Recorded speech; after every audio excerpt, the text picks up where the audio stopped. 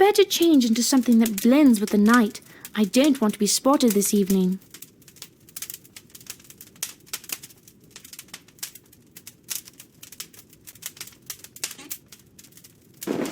Just right.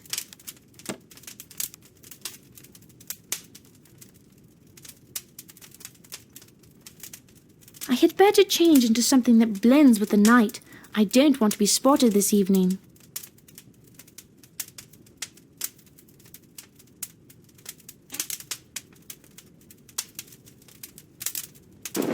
The perfect complement to my outfit. I should practically be invisible in the dark. I'll hang my regular cloak by the door. Now I just need something to light it.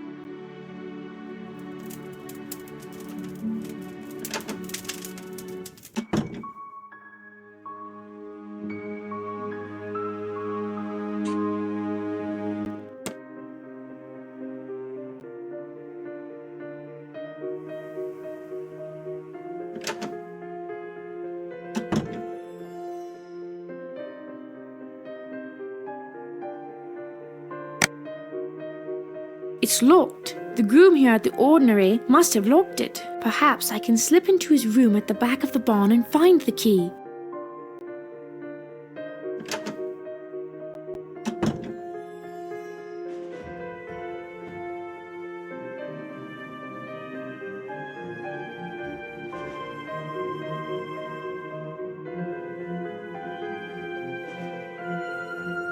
I need something to unlatch it.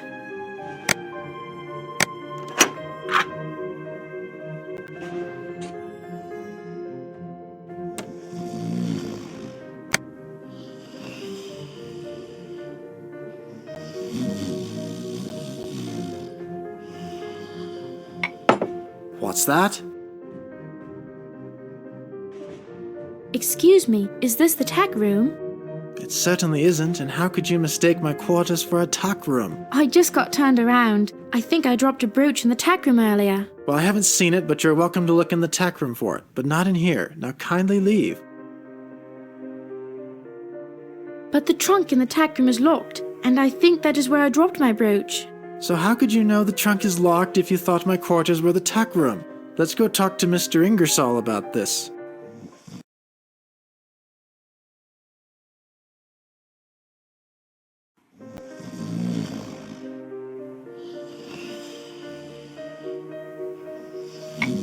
What's that?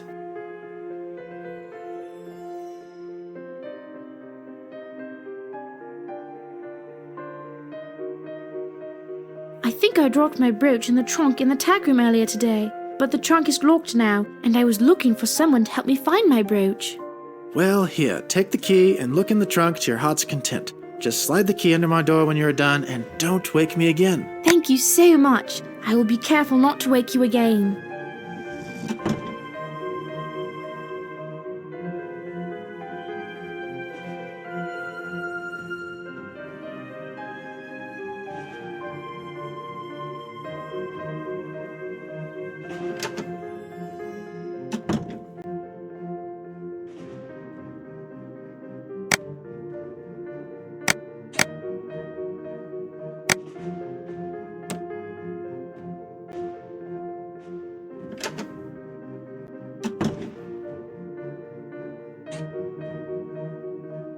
How do you feel about a midnight ride, runner?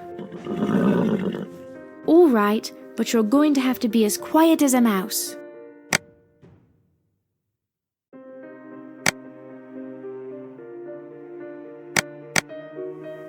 Well, runner, no time like the present. Let's ride.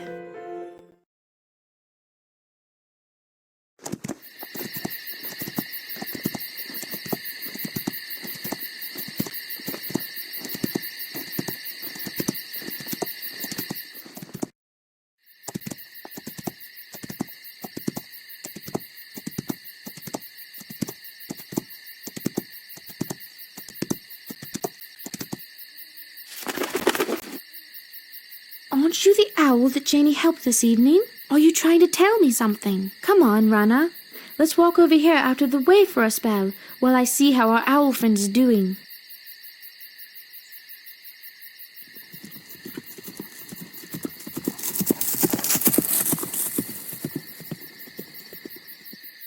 Thank you so much for the warning, Mr. Owl.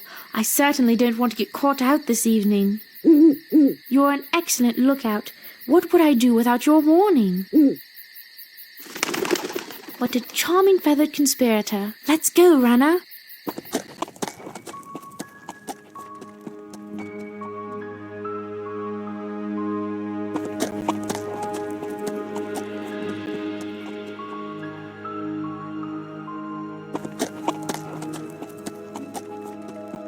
Wait here, Rana. I won't be long.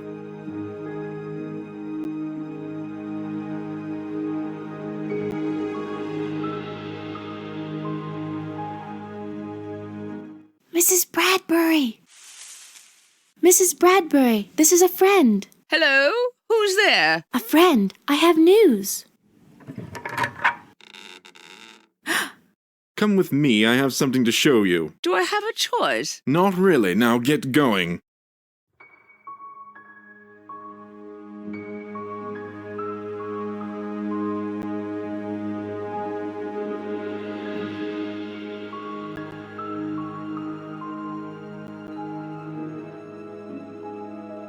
If there was just some way I could hear what they were saying.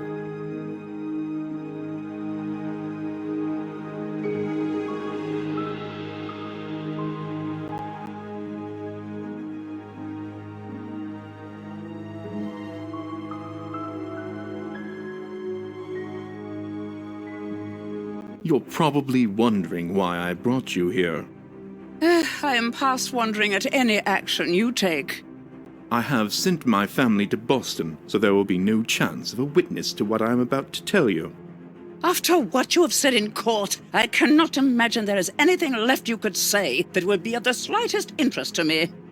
You are mistaken. I can assure you that what I'm about to say will be of particular interest to both you and your family. Nevertheless, it has come to this. You have seen the accusations, the indictments, and the trials flowing from those events, all occurring since the beginning of this year. Has it not struck you as unusual that this should happen at this particular time? There has been a certain desperation in the proceedings that has not escaped me, nor your part in it. Indeed, we have had accusations of witchcraft ever since coming to this new world, but it has never played out in this way. To be perfectly frank, there are those of us who saw this coming over a year ago. There are forces at work here shaping our destiny, and they have little to do with the wonders of the invisible world. And what might those be? It comes to this. You can either manage your fate or become the victim of it. My family has always chosen the former. For centuries we have controlled power, acting as the Knights of the Shire in Cumberland, and we intend to do the same in New England. Time will tell. This is a new beginning. But, in this case, an old result. With Hawthorne and I as judges, and my nephew George as High Sheriff, we have assisted, and in some cases, instigated the events which have brought you to this moment. You are witness to what has befallen those who preceded you, so there can be no doubt as to the seriousness of your predicament. You have said nothing that is not already familiar to me. Did it not strike you as odd that you should be ensnared in these proceedings when the charge against you is an old one, and you live in so remote a district as Salisbury? Again, you are only saying what is obvious. Let's be blunt then. I have managed all of this hysteria and these trials for one end, and that is to place before you and your husband an inescapable decision. And what decision is that? A decision which might be made easier for you if you understand the circumstances. While it is not generally known, England no longer has trees of sufficient size to construct the masts required by our warships and heavy trading vessels. The Danes were supplying those trees, but to thwart our naval power cut off the supply 40 years ago. Since then, England has relied on the shipment of those trees from here in New England. To control this resource, the Crown is now requiring that all trees 24 inches in diameter and larger, and not on private property, be marked explicitly as belonging to the Crown. Which brings us to you. How is that possible? Quite simply, Hawthorne and I have a large sawmill in Maine, which has made us a fortune supplying those trees to the Crown. However, with this change in status and the fact that all the large trees near the coast have been cut down, we find our interests severely compromised and our sawmill's operations at risk. Hawthorne's brother, who is married to my sister, manages that mill and assures me that our continued success relies on our procuring a source of trees from private lands near the coast. Now, do you understand the import of this situation? So that's what this is all about. Sheer, unadulterated greed? It has nothing to do with greed. It is all about maintaining the structure of our society and our place in it. To that end, I have a document here that I would like to show you. Do you know what this is? I'm not certain. This is the grant of land to your husband Thomas, made when he was acting as land agent for his great-uncle Ferdinando Gorges. As you might recall, Gorges had the land patent for the province of Maine. So, that's what this is all about. Precisely. Your husband's land grant in Maine is now worth a king's ransom, this year and for many years to come. And of course, it is critical to England, my family's mill, and to me personally, and I plan to have it. How did you get that document? My good friend, Judge Stoughton, provided it to me from the archives in Boston. My God, is there no one not involved in this? Very few in positions of influence. There is still Thomas Danforth who stands against us. He was once lieutenant governor, but no more. That position has also been taken by Stoughton. Governor Phipps might oppose us, but he is busy fighting the French and Indians in Maine, and consequently protecting the land which will soon be mine. You have inflamed the passions of this hysteria, and let good men and women go to their deaths, all to maintain the status of yourself and your cohorts. I see you understand, but let us not lay aside the service we perform for our country. I am speechless. To bring you up to date, your husband has submitted a petition signed by quite a number of your neighbors attesting to your good character. As if that mattered. Quite a charming effort, though. In fact, he is coming again on the 21st with an update to that petition, but I have an offer waiting for him which I think he might accept. And what is that? One might say your life and his for a few trees. Your husband will be faced with a rather stark choice of signing over his land grant to me, or watching you proceed to the gallows. And what if he refuses? I will explain to him it will make little difference. He will discover that the day after your execution, he will be accused of being a wizard himself and brought before my court. The result of that trial is a foregone conclusion. You could say his grave is already dug. What good will that do you? Do you not see? With you and your husband deceased, it is a simple matter to forge his signature on this document, and the end is the same. This is a choice with no choice. I see you understand. I will have you brought here when your husband arrives with his petition. At that time, the two of you can decide if you would prefer to be allowed to return to your home, have dinner with your grandchildren, and see your family safely in bed, or proceed down a more difficult course. May God have mercy on your soul. I am certain that he will. In all instances, I have acted in the best interests of preserving society as we know it, and in preserving England. It is all so very easy. On the one hand, I accept the petition your husband brings me and offer you clemency. On the other hand, I don't. And now to return you to your confinement, where I am sure you will have a lot to consider.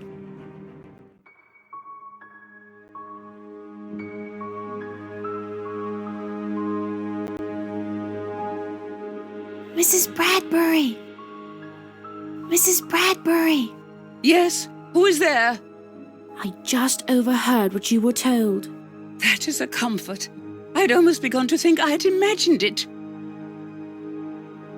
There's little we can do with so many men of influence involved in this, but I may have a solution. Is that possible? All I can say at this moment is that you must be prepared the night after tomorrow for whatever may occur. God bless you for bringing me hope at this most desperate moment. 'Tis my plan to bring more than hope in 2 nights, so ready yourself and I will return. Until then, take care.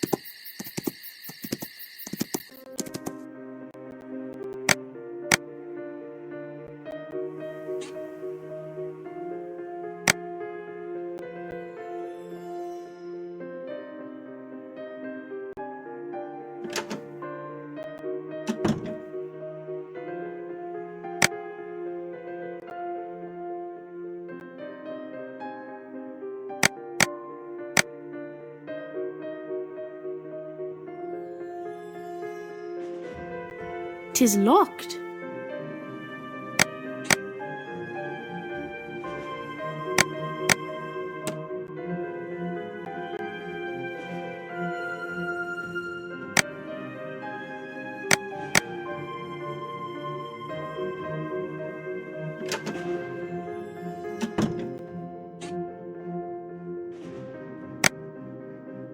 Here is some grain for you.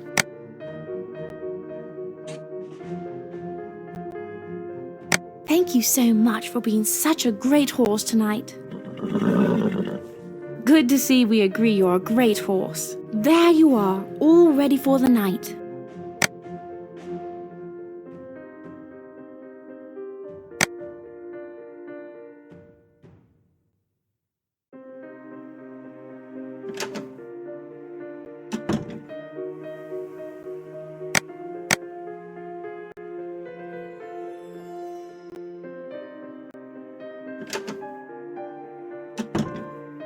You're a fine-looking horse.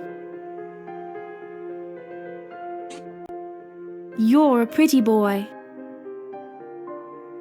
You're a pretty boy.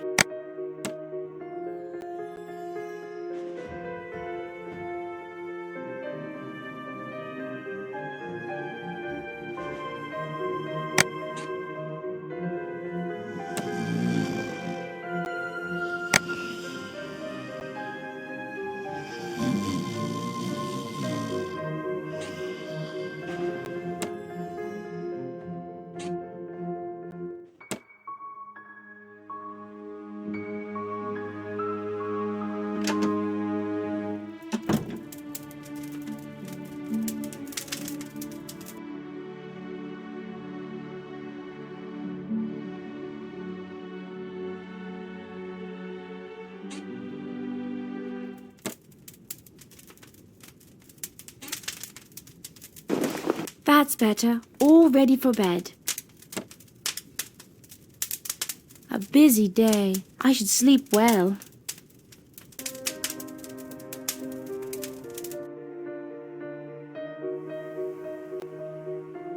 Ah, the letter from Mamma. My dearest Jane, Boston is much improved over the stories I had heard about it some time ago from your cousins who had traveled here a few years ago. Your father's business dealings are going quite well, and it is now hoped we might have the opportunity to travel down the coast to New York.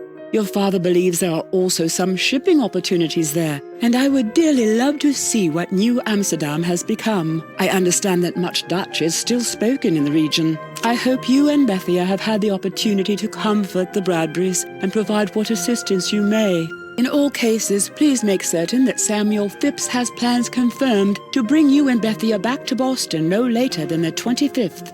Papa and I both send our love. Mama. P.S. Mr. Danforth asked if you could pass along a message to Samuel. He wished that it be relayed rather specifically. Here is the message. A true cargo is needed to be transported no later than the 19th. Otherwise, it will spoil on the morrow. What a lovely letter. I am so glad to hear that things are going well with Father's business dealings. If everything goes as I expect, we should easily be back in Boston before the 25th.